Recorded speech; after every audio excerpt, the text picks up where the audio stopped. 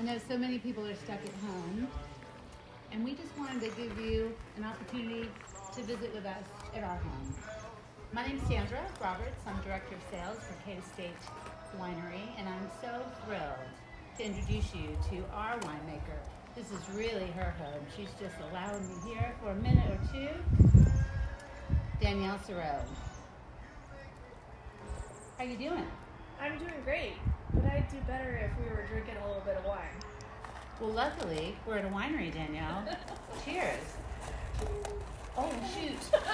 I forgot. We do have a tape measure. Where's everybody from? Do we have anybody watching?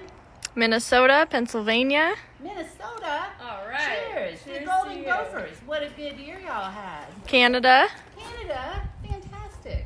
Welcome.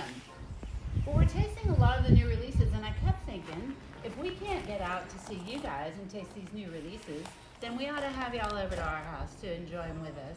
And luckily, we have the expert. So, what's in your glass, Danielle? Well, why don't we start with the whole lineup? Let's try the 2019 Cade Napa Valley Sauvignon Blanc. The 19, wasn't that a grape just a few months ago? Yes, it was. We bottled it, well, here, sit down. We bottled it, about 3 weeks ago, but it is ready to go. And the Sauvignon Blanc is actually one of my favorites to make because it's very gratifying early. You get to pick the grapes in August and the beginning of September, ferment them, it fills the cellar up with a bunch of beautiful aromatics, and then wham bam, it's in the bottle and you get to enjoy it. So here it is, March, and we already get to enjoy some of the 2019 vintage, which is fantastic. So let me tell you a little bit about this wine. This is sourced from several different vineyards all throughout Napa Valley. We're sourcing from Pope Valley, St. Helena, Oakville, Oak Knoll, and up here on Howell Mountain at our own 13th vineyard. So it's really a blend of Napa Valley, and I'm trying to capture all of the wonderful flavors of the Sauvignon Blanc grape in the glass. We're doing that by mostly stainless steel fermenting. There is a little bit of oak fermentation, about 10% of the juice is fermented in brand new French oak, very lightly toasted barrels. And then the balance is stainless steel and tanks and some stainless steel drums. So really trying to preserve those beautiful aromatics of Sauvignon Blanc. You want to try a little bit with me here? Let's try, though. And I have a question. Why do you use so many different Well, I think sourcing from all these different areas really brings out a lot of layers of complexity of Sauvignon Blanc. So Pope Valley brings more tropical, peach, pineapple characteristics. As you move down valley into Oak Knoll, you get more grapefruit, citrus, lemon, lime characteristics. So it's really about just pulling together layers of complexity of flavor and aromatics and trying to capture them in the glass. It is delicious. So I know we had a question earlier about why you use concrete eggs and oak and stainless steel. yeah, so we do use a little bit of all of those in the Sauvignon Blanc, especially the Estate Sauvignon Blanc that we're going to taste coming up here. But barrels actually for Sauvignon Blanc are very specific. I use very lightly toasted, almost blonde toast barrels because I don't want the aromas of the wine to taste too oaky. You don't want a toasty, charry, marshmallow, vanilla barrel in your Sauvignon Blanc because all those beautiful fruit flavors. So with a very lightly toasted barrel, you get more of a textural impression in the wine. It gives a little bit of creaminess, almost like a yogurt creme brulee type density and texture and weight to the mid palate of the wine without actually adding too many oak dominant aromatics. So a little trick, I guess, for winemaking in Sauvignon Blanc. And it goes with so many dishes. I've had this at Sunnyside Lodge in Lake Tahoe.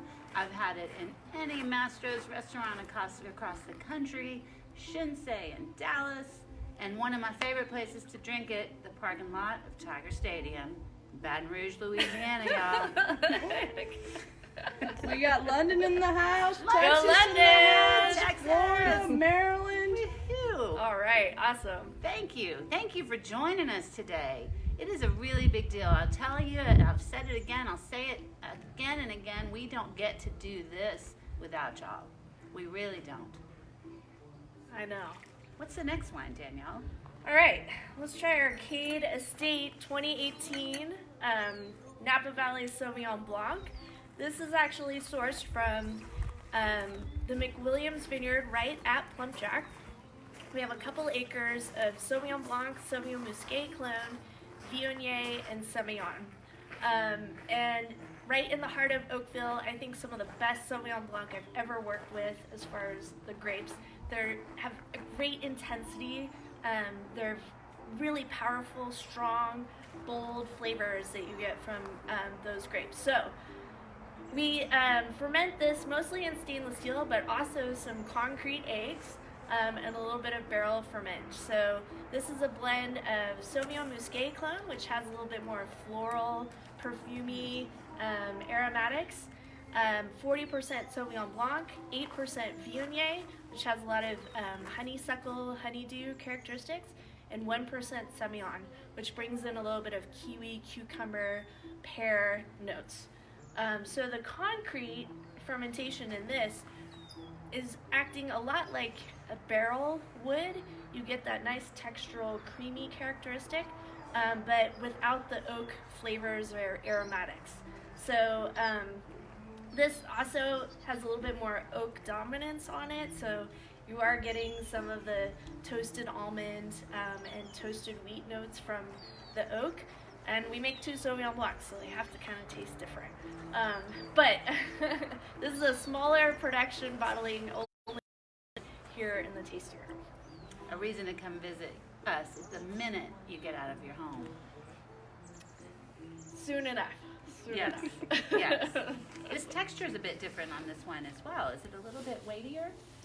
Well, I think there's a little bit more vibrant acidity, but there's also more barrel ferment. This is closer to about 15% barrel ferment on this. Delicious. Do we have any questions? From Facebook or Instagram? Otherwise, we'll just keep talking. Don't be Otherwise, shy, viewers. Ask your questions. I have a question. Yes. How'd you get into the wine business? What made you want to become a winemaker, Danielle? Well, I went to the right school at the right time. I went to the University of California at Davis, thinking I would do physical therapy. But my freshman year, I saw in the course catalog that they offered a class called Introduction to Wine. It was taught by Carol Meredith. Shout out to Carol. And I basically was hooked. I thought this is an amazing career to get into. One, I incorporate some science and biology, but also there's an artistic side to making wine, using your palate, trusting your sense of smell and taste. You get to be outdoors and enjoy this beautiful space. And so my freshman year, I was hooked. I changed my major to viticulture and enology and never looked back. Here I am. Lucky. We're lucky for that. We're lucky for that. Bruce says hi from home, and so does Blake. Hi, baby. Love you. We had a question earlier about what makes Cade different from other wines up on Howell Mountain. Well, I think it's about our approach to making these wines. Howell Mountain Cabernet Sauvignon can be really bold and intense and masculine. And if you were to treat those grapes kind of as you would a traditional Valley Floor Cabernet Sauvignon, you would get these really big wines. We're trying to show Howell Mountain in more of an elegant approach. So we're doing some techniques in the winery that allow us to really shape the tannin and the structure of the fermenting juice and the resulting wines. We're also utilizing chemistry to help us see what's happening in those fermentations as we're doing things, as we're pumping over, as we're turning that juice into wine, and modifying our approach as we're doing it. So it's not a recipe. You can't do the same thing you did last year for 2020 because it's not going to turn out the same. You always have to be constantly analyzing, checking, tasting, and modifying your approach so that you can make wines in the way that we do, that have an elegant structure, but still speak to Howell Mountain. I think our secret weapon is Miss Danielle Sorrow. We have a question from Facebook. Yeah, they want to know what the difference is between Cade Reserve and 13th Reserve Cabernet Sauvignon. Good question. So we bought the Cade 13th Vineyard in 2016. It is 82 acres of Cabernet Sauvignon, Malbec, and Petit Verdot, a little bit of Sauvignon Blanc as well, but mostly Cabernet Sauvignon. The vineyard is literally right behind Cade. If I had a zip line, I could get there from here. But really the big difference is 13th Vineyard is solely from that property. We have 10 different clones of Cabernet on about 3 or 4 different rootstocks, slightly higher elevation than Cade, and we're looking for the best from that property, the best blocks, the best blend that we could possibly put together from 13th Vineyard. And you know, the soils are similar from Cade to 13th Vineyard. Really about those microclimates within the block and the small individual picks that I do from that property that bring out a unique characteristic in the blend. Cade Reserve Howell Mountain Cabernet Sauvignon is from the same vineyards and blocks as it was before we bought 13th Vineyard. So it still has that intensity, a lot of blue fruits, a lot of black fruits. I use medium plus to heavy toast barrels to bring out some of the chocolate and coffee characteristics from the barrels. And it has a little bit more intensity. The 13th Vineyard, I personally, has a little bit more softness to it in its approach. But again, you know, we're trying to make wines that taste different from each other. It's no fun if all of our cabs taste exactly the same. True. So we're trying to put blends together, different blocks, different clones together to really bring out a unique of the Cabernet Sauvignon grape. So hopefully that answers your question. Yes. Another one from Facebook. Tony and Becky want to know what considerations do you make with regards to barrel selection to complement each vintage's wonderful juice? Oh boy. How much time do we have? Well, let's try a need some little red bit of wine. our Napa Cab here. If you know me, or if any of you have met me, you might know that I'm quite obsessed when it comes to barrels. I buy barrels from about 25 different coopers, and several different barrels within that cooperage, either different forests or different toasting levels. So I think last year I was up to about 56 different types of barrels for our Cade Howell Mountain Cabernet Sauvignon. Because Is that normal? well, maybe not, but I believe that barrels have a huge impact on what you're tasting in the glass. So a medium plus and a heavy toast barrel taste very different. And so that's why we're experimenting and trying new things. And also, I believe that barrels add a layer of complexity. If you used one barrel for, you know, the entire production, the wines would be very one-dimensional. So barrels are a way to add structure, add flavor, sweetness in the mid-palate, but also an aromatic presence as well. You can get some vanilla, clove, brown spice, depending on the barrel. Some barrels are more respectful of the natural fruit of the Cabernet Sauvignon grape, while others will be really dominant and very aromatically heavy, while respecting kind of the mid-palate texture and weight of the wine. So, yes, I could talk about it forever, and I get really into it because I just am passionate about it and believe it has a huge impact on what we're tasting. This is the baby Cade. This is the baby Cade. We have another question, Oh. I think, from Instagram. Instagram wants to know, is the soil from Howell Mountain different from the valley floor, and how does it influence the wine style? Yes, okay, good question. The soils up here on Howell Mountain are all volcanic in nature. And Napa Valley has a really diverse selection of soils, over 30 different soil types within Napa Valley. But Howell Mountain is unique in that it's all volcanic, kind of ancient volcanic soils that washed down from the Sierra Nevadas millions of years ago. Our elevation is another criteria that makes us unique. So with over 1,400 elevation and volcanic soils, I think brings out a totally different structure and intensity in the wines compared to the valley floor. You can absolutely make some grapes taste like Howell Mountain if you try and you have a sweet little pocket of dirt. Maybe you have volcanic soils on the valley floor. That's certainly possible.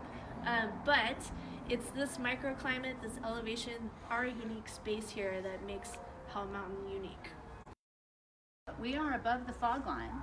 So what does that mean to a grape season?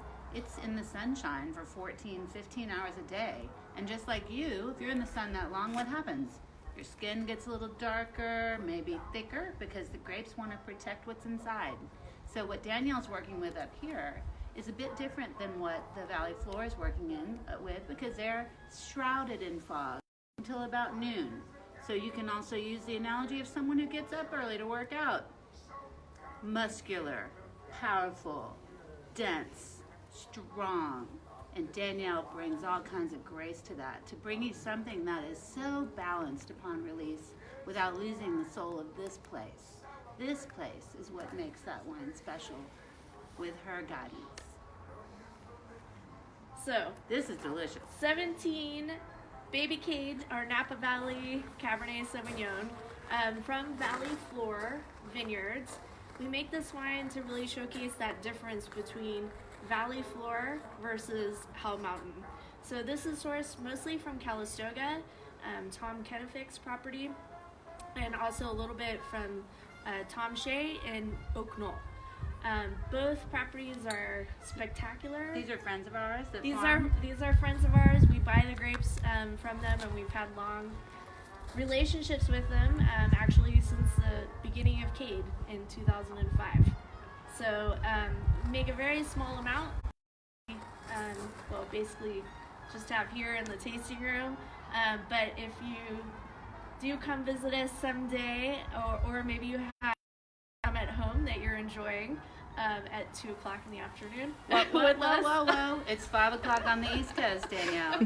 All right. Well, cheers to everybody joining us. And there is one restaurant in the whole wide world that sells this wine, and that's Quiet Woman. Thank you, Lynn. Carl Lidakanen and his partner are drinking the 16 Howell Mountain Cab, and they're enjoying their 10th anniversary. Oh, Happy anniversary! Thanks for joining Cheers. us. Should we taste that wine? Mm-hmm. Yeah. Let's try the Cade Estate Howell Mountain Cab. So 17 Estate Howell Mountain Cab, a very interesting vintage, but I'm super happy with how the wine turned out. One, we had the new property, 13th Vineyard, came into fruition in 17, meaning we got the entire vineyard that year. We also made wine at 2 facilities, 13th Vineyard and here. So kind of a challenge for me to hop back and forth to 2 properties with 2 teams and essentially more wine to make. And 17 was a challenging year just in Napa Valley in general with some fires and all of that. But we were not affected. We made the wine and here we are enjoying it. And I think it turned out really well. So there's a little bit of Merlot, Malbec, and Petit Verdot. 5% Merlot, 4% Malbec, 4% Petit Verdot, 87% Cabernet Sauvignon. About 70% new French oak from all those 56 different different types of barrels. And really, that blend of Merlot, Malbec, and Petit Verdot are just about building layers of complexity in the aromas and in the flavors of the wine. I think another thing that we should talk about as well is Danielle doesn't pick our vineyard all at the same time. This is really key to me because what we're trying to do is get the cluster when it's perfect. So Danielle will walk the rows here at Cade Estate, and if you've seen them, it's a pretty good workout, as well as up at Cade 13th. And I asked her once how many different picks she made in our 80 acres at Cade 13th, just of Cabernet. 50 different picks. What that means is she's literally walking rows, putting a piece of red tape saying stop picking here, Mr. Picker, and a green tape saying start here, because these clusters are perfect and these are not quite yet. And why are they so dissimilar? Because we're on the side of a mountain. So things ripen at different times, and some people might say this will be a little overripe, this will be a little underripe, and it'll all be fine in the average. But what we say is we're in the grape business, and we are fanatical about picking. Yes, Facebook. Okay, Kim Ravinsky is a big fan of yours, Danielle. She loves your wines. She'd like to know if you could talk about your organic practices at the winery and maybe some of the Gold LEED certification. Absolutely. It's something we're very proud of. We are certified organic here at Cade as far as our farming practices, and our winery and tasting room are LEED certified gold. We're the first winery in California to achieve that gold certification. So really it's starts with our ownership and built from there. They decided to build this property LEED certified, which was not a cheap proposition to do, I would say, or easy, being the first ones in Napa Valley. And then, taking that all the way to our farming practices. Organic doesn't mean easy necessarily. You have more challenges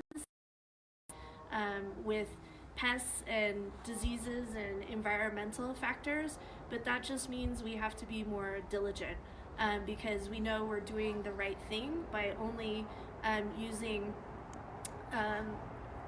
or applying things to our vines that are from the earth, meaning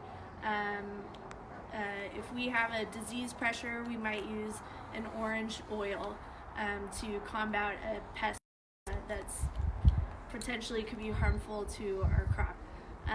We might have to spray that several times throughout the growing season, but we believe that that's the right thing to do.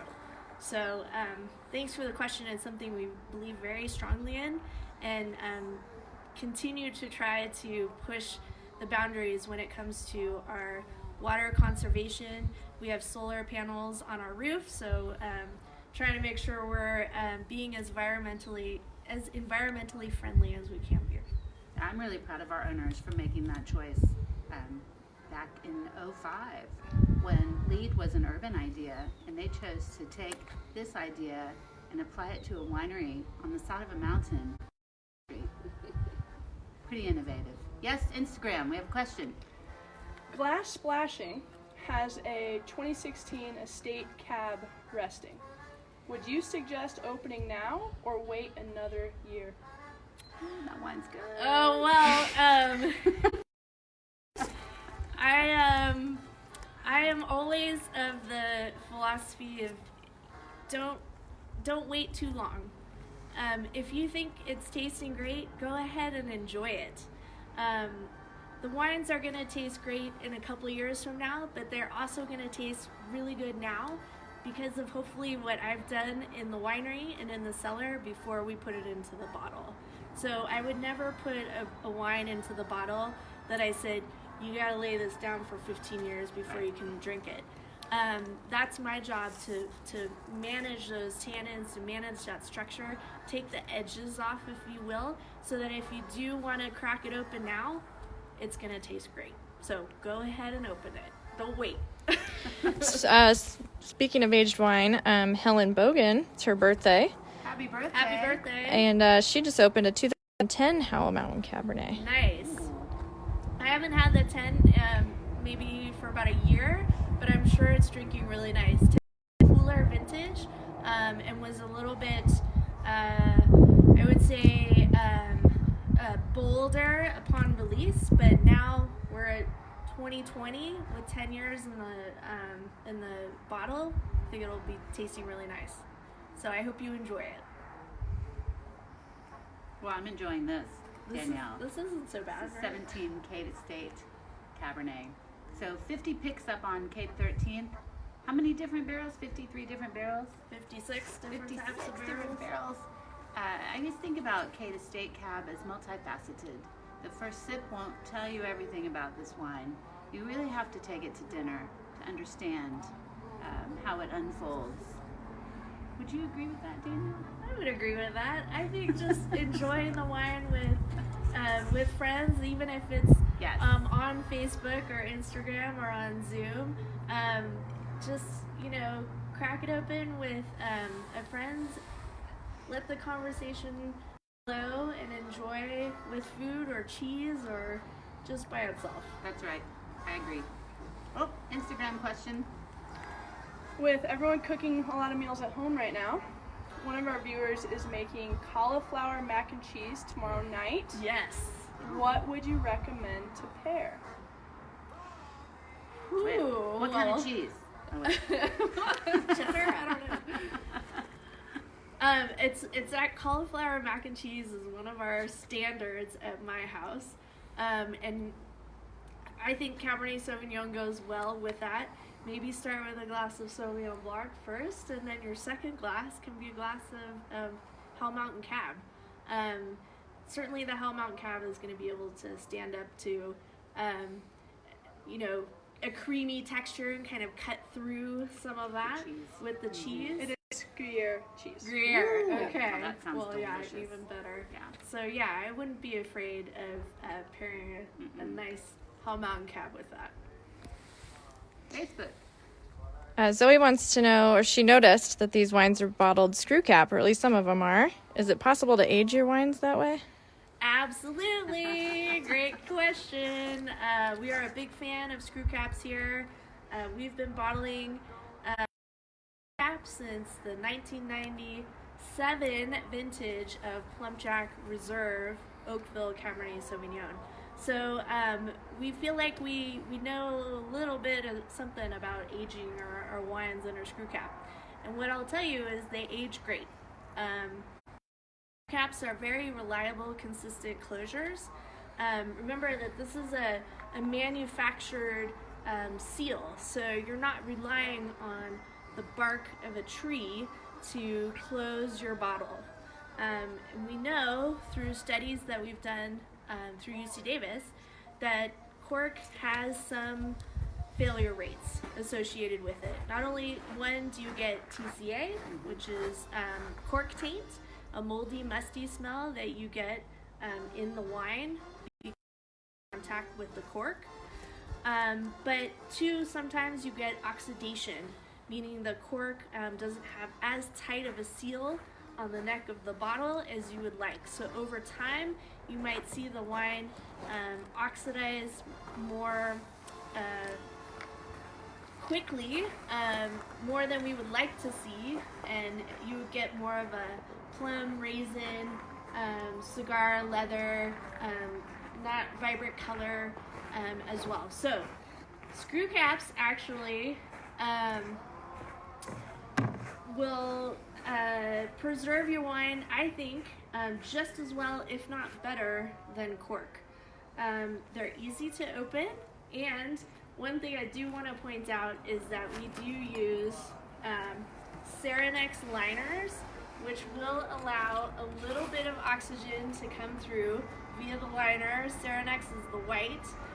If it was tin, it would be silver. But the Saranex will allow a little bit of oxygen to come through, which helps with ageability as well. So we've done studies with UC Davis. You can check them out. You can Google them online, showing how reliable and consistent screw caps are compared to cork. And as a winemaker and a consumer, big fan, have a lot of screw cap in my cellar. What I tell people is if you're gonna buy some wine, maybe you get one cork, one screw cap, drink the cork, cellar the screw cap. The screw You cap won't have any issues with TCA. The screw cap will age a bit more slowly, and it won't break your heart in 30 years when you're ready to celebrate your son's graduation from medical school. We had a question about vendors in New York City.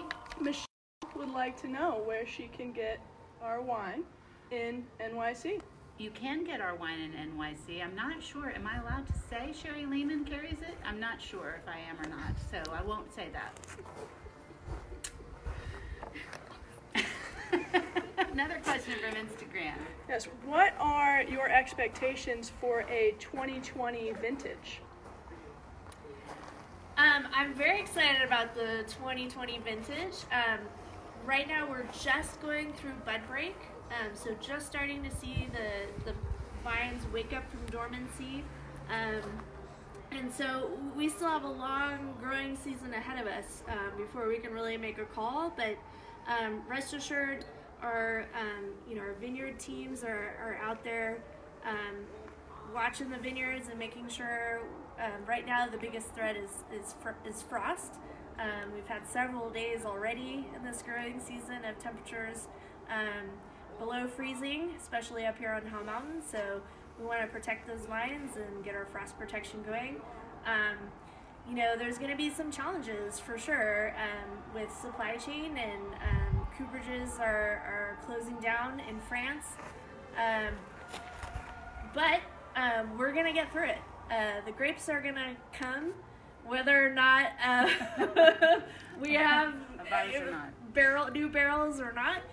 So we'll be ready for it, and we'll make it happen. So this is what we do. We always persevere, and I have total faith in our communities that we're gonna be able to get through this. So Together.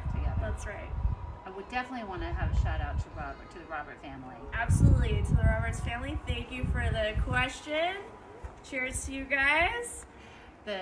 Hope you can enjoy your wine soon with us. And is there another surprise? Oh yeah. That I see by the fire pit? Oh yeah. We're gonna try some Cade Reserve. So to the Roberts family who's enjoying the 13 Cade Reserve, boy, are you lucky. I wish I could be drinking that right now too, but we're gonna try the 17. That's just leaving the winery now. Yes, we postponed our release dinner and weekend because of everything going on. Hopefully we will be able to do that later in the year and have you all try it with us, but we're the lucky ones, I guess, that are gonna try it today. We should see if it tastes okay. I guess so, yeah.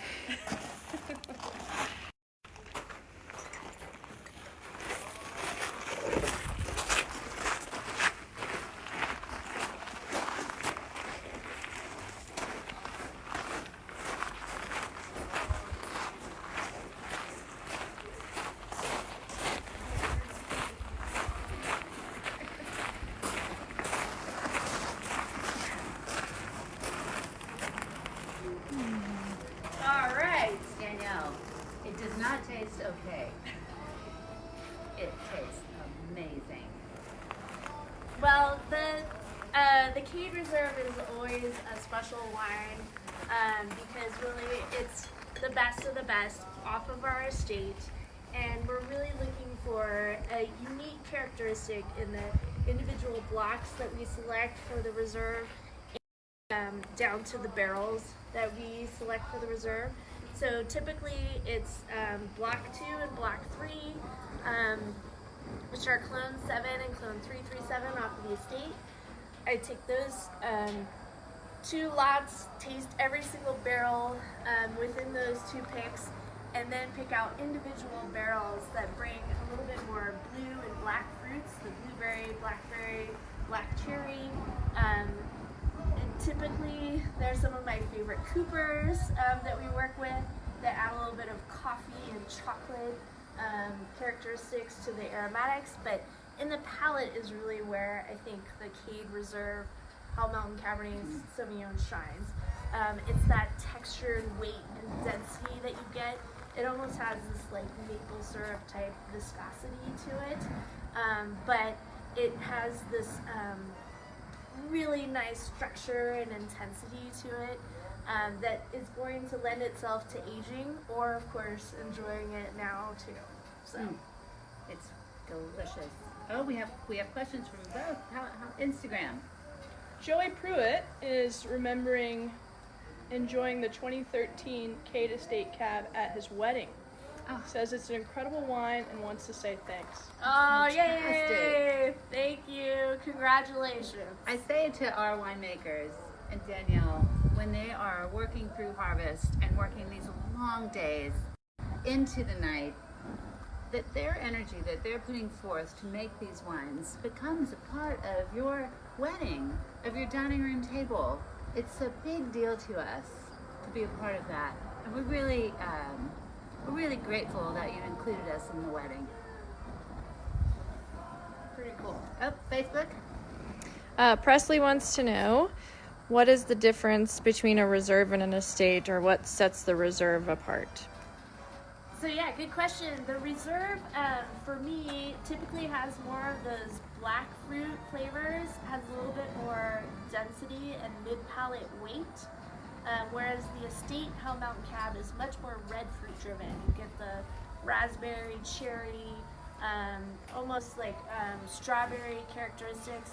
And for me, the difference between an estate and reserve is that mid-palate density and weight. On the estate tier, you kind of start with a big impactful punch, and then it'll wane on the mid palate, and then kind of slap you in the back of the head on the back. Whereas it's just across the palate, very intense and persistent and always there. So hopefully that serves that And way. both wines are estate wines. They're both grown, bottled, and produced here on the property. In step. Colby Pritchett wants to know if you can do these live tastings more often. Well, I guess we should, huh? Oh, I mean, it's pretty good. It's a pretty good way to spend your afternoon, I'll have to say. I don't mind enjoying these wines at 2 o'clock on a Friday. Well, Every Friday. it's not too everywhere, Danielle. We will do our best. Yes. We'll do our best. Yes. Jennifer Howard Brown wants to know, they have the 2015 and 2016 Cade Reserve right in their cellar. Can you describe how they are different from what you are tasting right now? Yeah, so the 15 Reserve Hell Mountain Cab was a much lighter crop vintage and a much, I would say, warmer vintage as well. Our yields in 15 were down almost 60%. So for me, that vintage sticks out because we were selecting blocks that normally didn't make it into the reserve because there wasn't a lot of fruit on the vine, and I feel personally that those vines had so much energy to give to the fruit because there wasn't so much crop load out there. There wasn't that competition, if you will. And so we saw some blocks that never made it into reserve all of a sudden go to reserve because they were just, the vines had so much energy to put into the fruit that they made these exceptional picks and exceptional wines. So 15 in general terms, more red fruit driven, more of that cherry liqueur, a little bit bigger tannin as well, a little bit more intensity. The 16s, a little bit cooler vintage. We had the addition of 13th Vineyard as well in 16, so that had a big impact. More of the traditional kind of blue and black fruits on the 16 vintage, a little bit more elegantly structured. Did anything else special happen in 16, Danielle? Well, yes, it did. I had my baby Blake, my first boy in 2016. So I was about 7 months pregnant when we bought 13th Vineyard, and it was a little bit of a challenge, just getting up all those hillsides and stuff. So 50 picks in 80 acres while 7 months pregnant. There was a lot of Tyler, Brett, can you go up to the top of the block and taste up there? No. That's the part that doesn't wind up on the text sheet. Yeah, that doesn't wind Yeah. up on the text sheet. Oh, we have another question from Instagram. Wine Coffee Orchids wants to ask Danielle what her favorite wine to drink is, not including Cade, of course. Ooh, like varietal, I'm assuming. I'm a sucker for wines that I don't make. So I love a good Petit Syrah. I love a good Grenache, red Grenache. I love aromatic whites like Viognier and Gruner. I mean, just bring it on. Something that's different than what I make. So I do love a really good Rhone Chateauneuf du Pape. Total sucker for that. So I think it's fun to explore other wines that I don't get to make on a daily basis. Another question from Instagram. MDion99 wants to know when he should pop his 2009 Cade Estate. He's wondering how long you think it'll hold up in bottle. Good question. So, 2020? Drink it now. Yeah. Pop it What's open. on the grill? Oh, I mean, it's gonna hold. It'll hold. But I kind of like the Cade wines in that 8 to 15. And I started in 2012, so I'm just starting to see my wines at that 8-9 year mark. So I'm learning a little bit as well as far as when these wines are best to drink. But again, I'm kind of the philosophy of don't wait too long. Just enjoy them. Crack them open.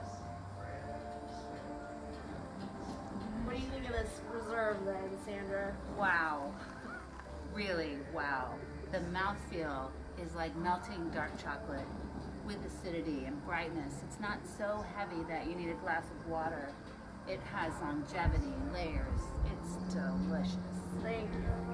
I also want to point out that we do bottle the Reserve Hell Mountain Cab under both cork and screw cap. So you can partake in a little experiment as well. Have some friends over, or in a while when we're out of this, when we get to Not tonight. Not tonight. But crack them both open side by side and see if you can tell the difference. I bet you can. For me, especially with a little bit of age on these wines, there's a big difference between cork and screw cap. So it's a fun little experiment to try at home and see what you like. There's no right or wrong answer. Right. I have my own opinion, screw cap, just kidding. We bottle a lot of our wines under cork, so obviously we're big cork fans too. But I do think that there's a difference in how the wines age under the different closures, and it comes down to your palate, what you like, your taste buds, as far as what you want to do from here on out, as far as your choice and closure. Whatever you think is right and what you should drink. I do say though, the wines under screw cap tend to age a bit more slowly versus the wines under cork. And who wants to age faster? Not me. Do we have another question? Well, we need to give a shout out to Edwin Alfonso. He's sending us a salute from Puerto Rico. All right. He's representing our wines on the island, and he's proud of it. Aw, Thank fantastic. you. Thank Cheers. you very much. Cheers. A few people now have given a shout out to our hospitality team. So just a thumbs up to them. Said they had a great time when they visited. Fantastic. Thank you. I told you I'd say it again. We do not get to do this without you. All the work we do in the vineyards and all the work Danielle does in the cellar, if no one enjoys it at home, it doesn't matter. So please come back. Please come visit us as soon as you can. Our hospitality is here to welcome you to our home. Well, we're closed right now, the tasting rooms, but once we open, we'll be back up and running. Yes, and our websites are open. If you want to enjoy any of these wines, they are available online and in your local markets, your local fine wine shops, as well as some of our local restaurants doing to go and take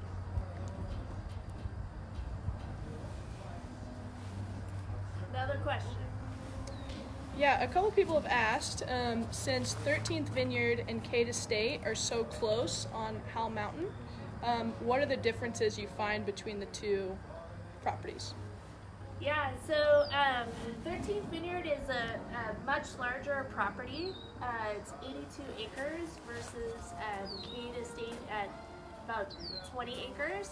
And 13th Vineyard has 10 different clones of Cabernet Sauvignon, as well as a couple acres of Malbec and an acre of Petit Verdot. And believe it or not, just those, less than a quarter-mile distance apart, they taste really different.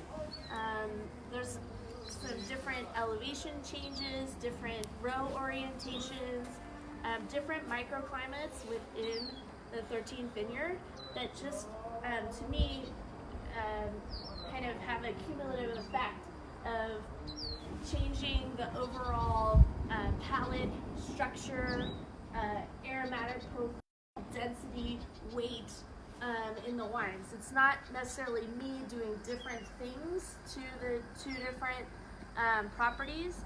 I'm using the same yeast, the same barrels, although slight variations because I have to. But they just, the micro picks that we're doing, Sandra alluded to that, of 50 different picks. It's literally walking every row, in essence tasting every vine, every cluster to identify, is this ready to go, and are the flavors that I'm tasting in the actual grape what I want in the finished wine. So whatever you taste in the grape, if it tastes like bell pepper and jalapeno, guess what? You're gonna make bell pepper jalapeno wine. But if it tastes like blueberries and blackberries, then you're gonna get those characteristics in the wine. So doing these micro picks, picking very small areas within a block, a 2 or 3 ton pick, 5 or 6 different times within a block, allows me to, I think, bring out the best those grapes and then translate it into a single bottling of a single vineyard that we're only making 300 cases of. So it's really the best of the best. And I think the difference between good and great is this attention to detail. One of our owners says, be fanatical, whatever you do. And that's what we bring to the table, is this commitment to excellence with every choice that we make. Facebook. We had a viewer, Jamie, say that she thought she saw something in the email about a percentage of online sales going to employees. Yes. Oh my gosh, this is so generous. Because some of our hospitality is closed, we are going to donate 10% of any of our online sales to support our employees that are not able to work their full-time positions. Really generous. Yes? The Instagram community wants to do a cheers to our healthcare workers. Oh, Absolutely. yes. Thank you, thank you, thank you. As do we. You guys are our heroes. You are the front line. And wow, I hope that we can cheers you in person soon. Thank you for doing what you do and supporting our communities, and we hope to reciprocate one day with a glass of wine for you. But we really appreciate you being on the front lines, and thank you for keeping us healthy. We'll try to do our part too. We're staying home, right? We're staying home. And 6 feet away. 6 feet away. Yes. Social distancing. Yes. Once again, we don't get to do it without you guys. Thank you so much for showing up. Thanks for coming to our home virtually. Hope to see you here soon. Stay Cheers. safe, everybody.